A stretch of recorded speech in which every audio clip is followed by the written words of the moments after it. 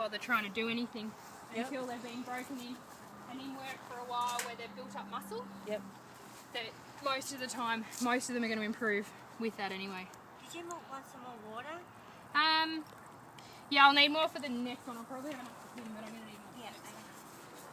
Yeah. Now, everything that we've been told and read, we've been told not to lunge them when they've got stifle lock.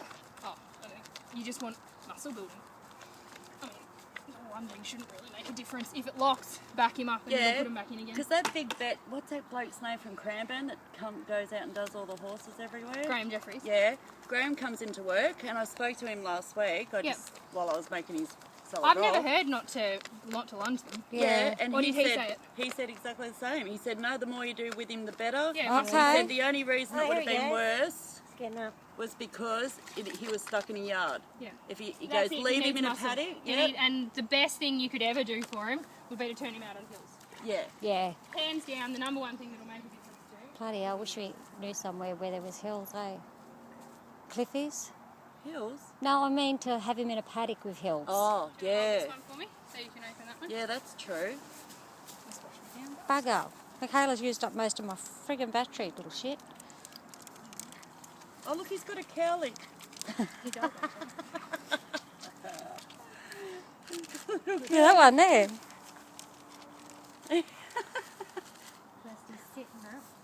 What's the time? 3.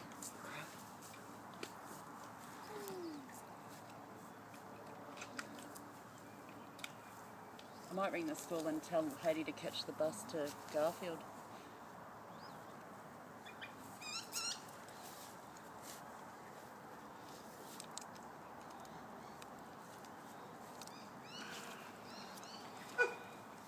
Look at his little legs. They're a good size Oh yeah. for a little man. No worries about minis having good sized nads. Never met a mini that didn't. And they'll tell you about it.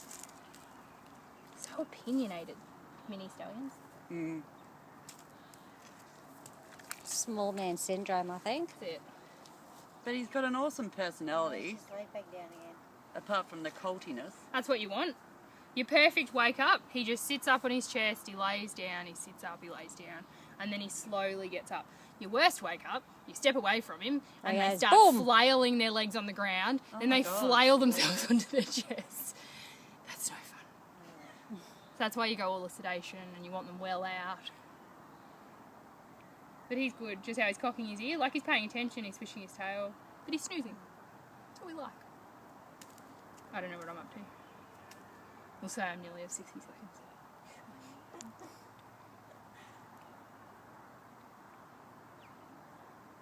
I'll hold your hand.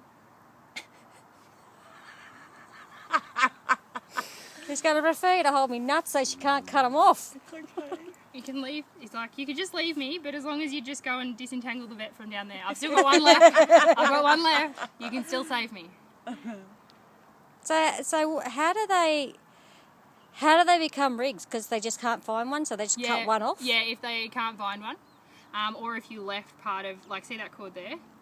That's his epididymis, so that's still got, like, functioning sexual tissue in it. So okay, yeah. You don't want to leave that. That's what some of the old guys talk about, like, cutting them proud. Yeah. So, yeah. Oh, that's a horrid sound.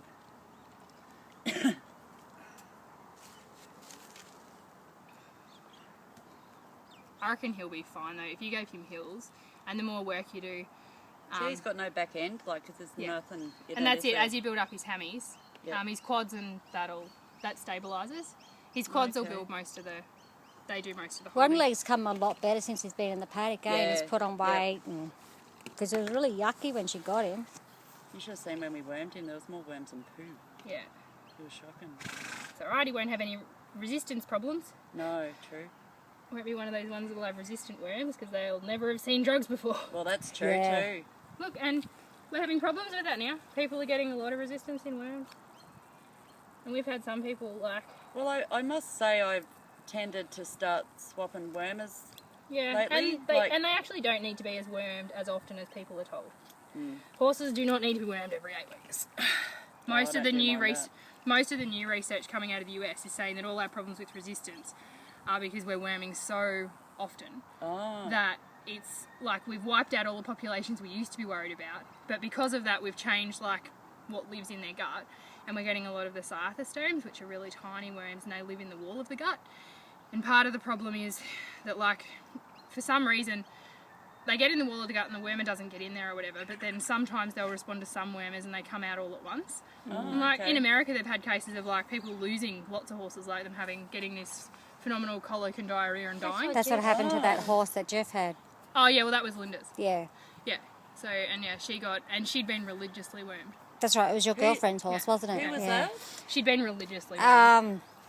Was it an Andalusian or something? Yeah, she was an Andalusian thoroughbred. Oh, yes. Linda Bredder, she's by Matt Stallion. Yeah, yep. Yeah. Did that die? Yeah. She got, He sent me a movie of her where he taught her to lay down and everything. Yeah. And I think it was 4 or 7 hours after that she was dead. Yeah. She started colicking. Well, she was wormed, and all the cyathostomes, the little worms in the wall of her gut, all came out at once. Nobody really knows why it happens. It just it happens at random times, but it does seem to be associated with worming and a mass worm die-off. So, yeah. Wow, that's scary. So what they're doing a lot in the US now is saying, don't even worm your horses unless you've had a poo sample checked to see that they need it, because otherwise it's not worth the risk. Well, that's like Susan's pony, that one she free-leased out, that Fat Susan's. Yeah, I don't usually pick on, but she knows who I'm talking about. And the vet, the lady that she leased it to, had horses, knew about horses, all the rest. They had to actually do like a treatment course to worm it, because if it had been wormed straight off, it would have killed it. Yeah. Because it was that infested or something, that getting rid of it all at once. Is that it? Ah. Yeah.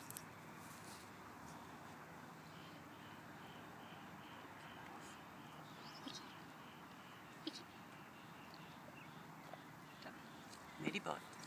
Oh! I seen that fly past my head. I know. That was funny. Ellie, go away. You're a pain in the bum. It's good. He's right, let him roll over.